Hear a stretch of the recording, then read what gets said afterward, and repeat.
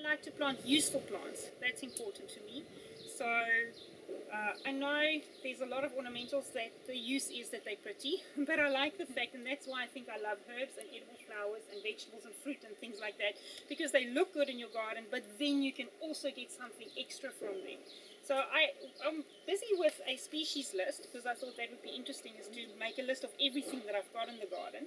And I was typing it up for you guys, but it was a little bit much, so it's going to be on my website soon, and you can go have a look there.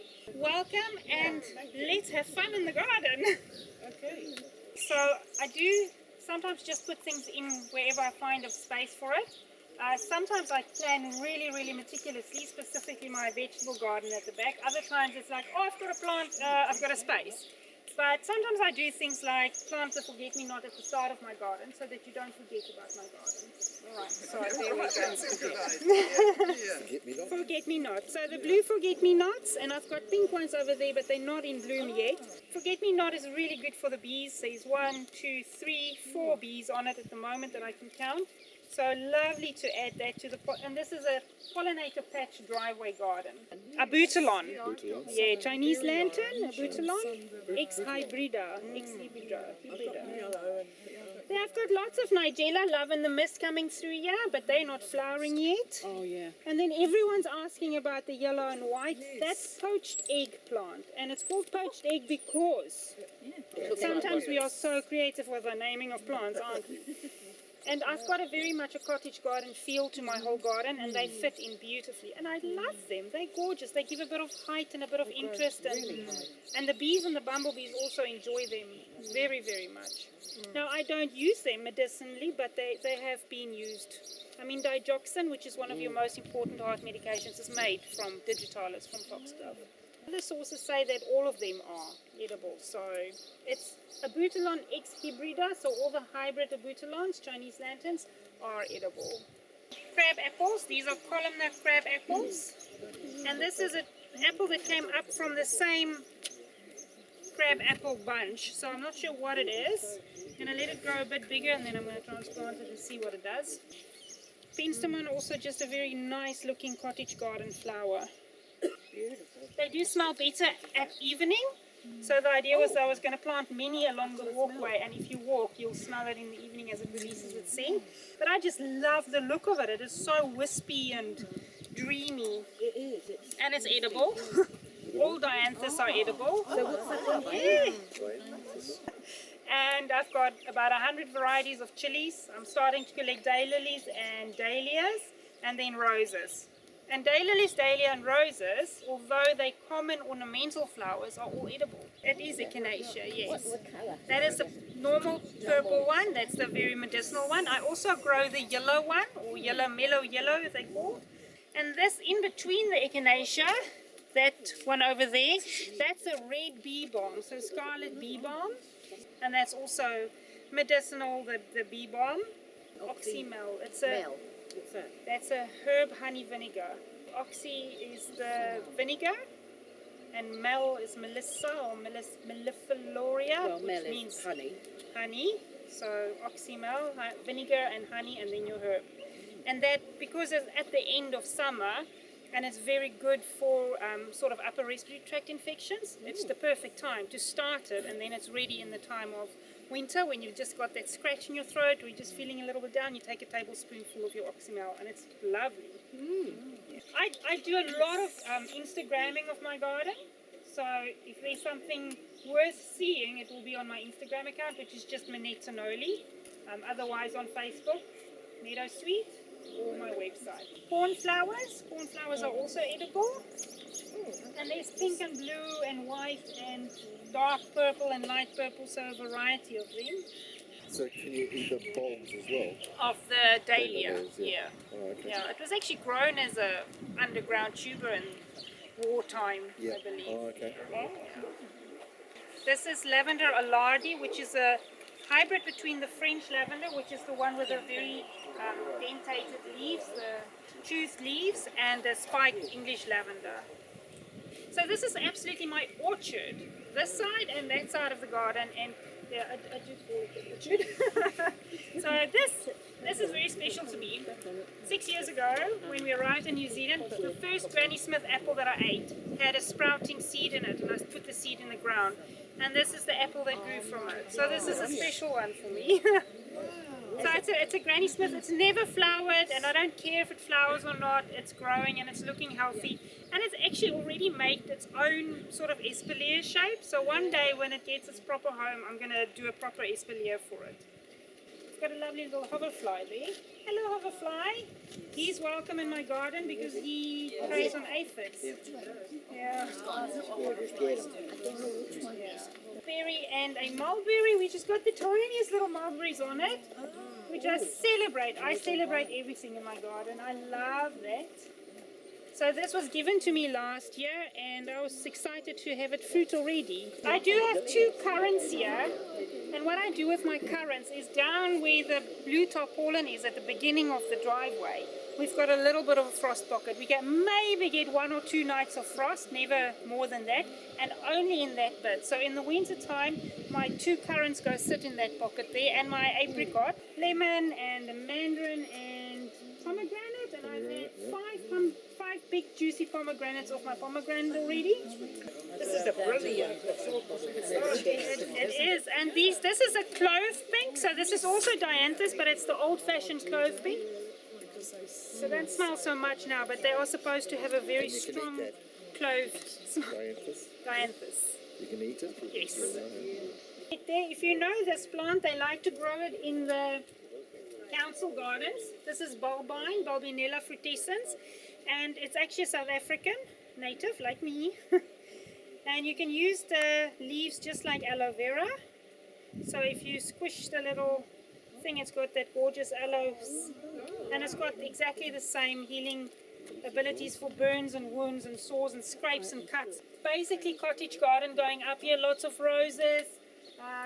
Ask away if you've got any questions. I try to grow a few creeping things in between the stepping stones. So I've got chamomile, I've got different thymes and sweet violets. Yeah.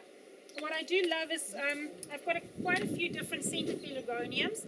This is one. This is a nutmeg scented pelargonium. So if I break a bit off, you can send it around and just give the leaf a bit of a rub, and you can smell it. That's an Aquilegia, Granny's bonnet, or columbine. Got lots of those at home. They're self-seeded. They're wonderful. Are they edible? Some people say. I haven't tried it yet because the rest of the plant is actually toxic. So obviously it's called the Granny's bonnet because it resembles a old age Victorian hat. And then the Latin name Aquilegia comes from eagle. So they say this resembles an eagle's claw, just ready to strike. So that's where the Aquilegia comes from. And then the other name we know it by is columbine, which refers, columbine means dove. And if you look, it looks like 5 doves bending their heads towards the inside. So they're having a little bit of a crocus, a little bit of a dove meeting. There's the lemon bee balm underneath the rose there.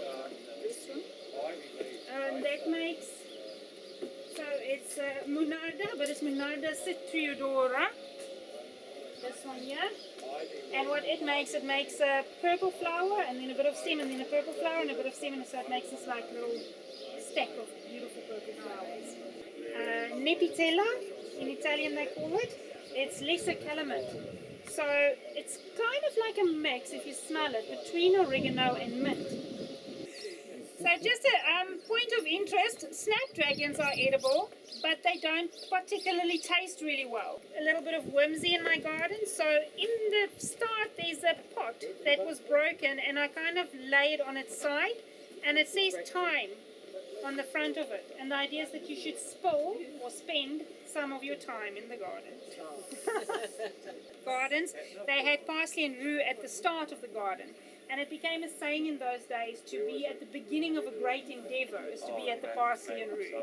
So there we go. That's also why the parsley and rue is at the beginning of the garden. Lesser calamite. It looks like oregano, so it's just to the back of the sweet violets there. Yes. So it looks like oregano, but it's tastes as a mixture between oregano and mint. Yes. So what's it? Nepetella? Its Latin name is Nepeta calaminta. Bees love it. And the bees do. You can see them zip zooming. Another dahlia. There's more catnip. There's more. There's a rosy mint scented pelargonium. That's the variegated one over there. Under here somewhere is the hibiscus. Under the big thing of borage that just took over. Yeah, I've got quite a few interesting things, but they're not quite flowering yet. These Verbascum Southern Charm Malanes. For those that are interested in chilies, the red pots on the deck are all different varieties of chilies. And in the first grow tent there, I've also got my garlic. All my garlic this year are in tubs on the deck so that I can control the watering.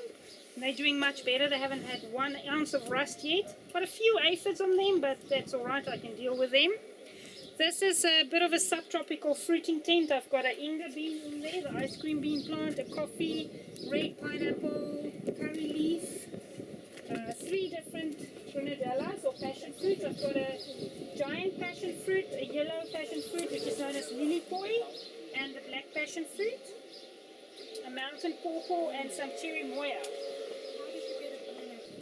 Yeah, so the garlics I think are doing well. I planted them early in May. Some are still a little bit wispy, but there's quite a few there that are doing really well. I thought they were leeks. So there's 4 different varieties. There's Ajo Rojo, which is your Spanish red, Kakanui, Takahui, and Trintanor. Seedlings down. Yeah, so it's off now, but what I did was I lay heating cable under the sand so it zigzags through, and then it keeps it at a constant temperature, so I can start my tomatoes and chilies quite early in the season. I normally start them, because I sold for markets, July, August, the bulk of my seeds went in. And then by September, October, they're big enough for me to sell on already. And then my husband helped me all of this, and he's very, very good because he's quite electronically minded. So I've got all of these things text me when it gets too hot. So I've got, here's this one here as well. It's a little soil probe. And there's one in every greenhouse, and if it gets too hot I get a text on my phone that says the greenhouse is now at 35 degrees and I have to come and air it or cool it down a little bit. So these garden boxes going around here my husband built for me, and that's my pollinator patch. Everything in here I grow to bring in the bees so that they can go to my vegetables and pollinate everything that needs to be pollinated. We do interplant. I do believe in companion planting. That one that's over there at the start with the corn, that is the gem corn. But I do have my beautiful crimson flowering broad beans there. Yes. So, wow, we could get some seeds of those. There we go. Oh, no, that's very exciting. Bean chili. Yeah. So, but it becomes quite big and it makes these beautiful purple flowers, gorgeous. Jerusalem artichokes, and I've got ginger, galangal, and turmeric. And the ginger and the turmeric hasn't come up yet, but the galangal is doing its thing. And I get about 1 kilo of each at the end of the season out of a pot like that, which isn't. So when I plant my tomato, I'll dig a hole double this size, and then I'll plant it all the way up to there. So I'll take all these leaves off, because these little hairs will become what they call adventitious roots, and it anchors your plant a little bit more. Wow. If you don't have the depth, you can do it horizontally. So if you've got this big garden bed, you can plant all of that under the ground, and this will, just because the plant knows which way is up, will eventually turn up and grow up. Simply means you've got more root, more nutrient uptake, better anchorage, better water uptake. Wow, good idea. So you cut it right at Yeah, where the angle is. I'll just take all of Take these all like those that. leaves off and up stick to it there. in. High. Wow. Oh, thank you. And I've got really good harvest of tomatoes. If you get, I've got a on my website on the menu. There's something about planting and garden. If you go down that drop down, there's tomatoes, and I've done lots of articles about what's a hybrid, what's a heirloom, what's the difference, do the different colors mean anything, what's the different shapes, and how to plant it, of course. Meadow Sweet at the entrance to the Meadow Sweet nursery. And I've got this one here that's just starting to come out is the white meadow sweet, so Philippendula ulmaria, and this is the pink one, Philippendula rubra. So they're absolutely gorgeous together. Of the olden days. Meadow sweet is the first plant from which aspirin was extracted. If you look at the historical records, the Latin name for meadow sweet used to be Asperula vulgaris, and that's where aspirin comes from. It's from that aspirula, aspirin, aspirula. And if you, depending on how you plant your tomatoes, some people say that you can throw an aspirin tablet in there as well. It stimulates the plant to bring its own defenses up so you don't have a lot of black spot issues and things like that.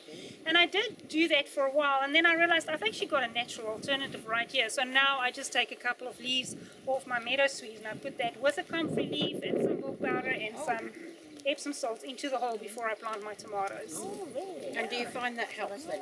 Well, I've got fantastic tomatoes, so I've never not done it, so I can't actually say Give if us that recipe again. Mind you, they're all in potting mix.